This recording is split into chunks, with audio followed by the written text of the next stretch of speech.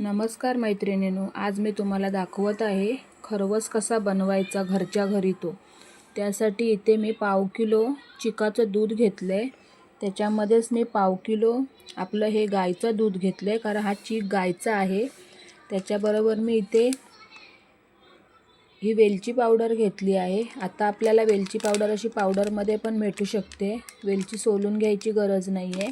तर मी ही रेडीमेड वेलची पावडर घेतली आहे। आणि इथे थोडंसं मी हे जायफळ किसून घेतलेलं आहे, बघू शकता। थोडंसं जायफळही घालून घ्यायचं आहे, त्याने आपल्या खरवसला खूप छान टेस्ट येते। आणि इथे मी रेडीमेड गुळाचा कीस घेतलेला आहे, बघू शकता। म्हणजे गुळही आता बारीक करायची गरज नाही आहे, त्याची पावडर येते।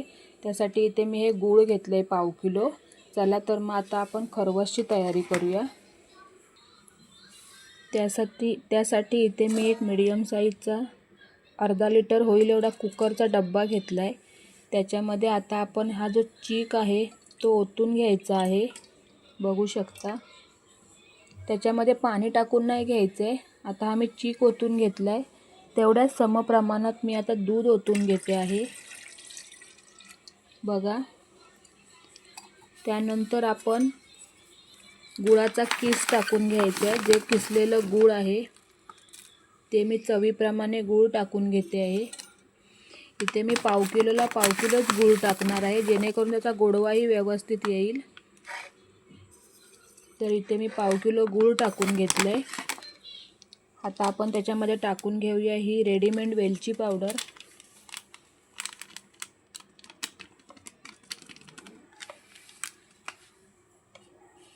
आणि हे जे मी किसून घेतलेलं आहे जायफळ, तर आता हे जायफळही टाकून घेऊया। आणि हे व्यवस्थित मेल्ट करून घ्यायचं आहे, जेणेकरून गुळाच्या ज्या गुठळ्या वगैरे असतील कुठे तर गुठळ्या राहू नये म्हणून हे सर्व व्यवस्थित असं गुठळ्या मोडून घ्यायचं आहे।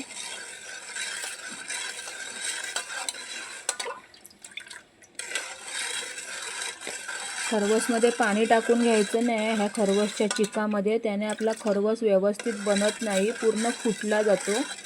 तर आता आपण हा व्यवस्थित असा बनवून घेतलेला आहे, बघू शकता। आता आपण ह्याला वाफेवर शिजवून घेऊया। जरा शिजवून म्हणजे वाफेवर स्टीम करायचं आहे, फक्त शिट्ट्या करायच्या नाही आहेत। चला तर मग आता हा वाफवून घेऊया आपण। वाफवायला 15 ते 20 मिनटं लागतात।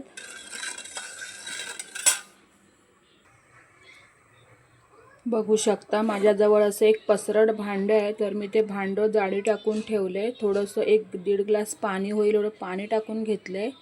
आता आपण ह्या जो खरवसचा सर्व बनवलं आहे ते वाफवायला ठेवूया। बघू शकता असा मी त्याच्यामध्ये कुकरचा डब्बा ठेवून दिला आहे। त्याच्यावर आता आपण एक झाकण ठेवूया, जेणेकरून डब्बा पूर्ण झाकला जाईल।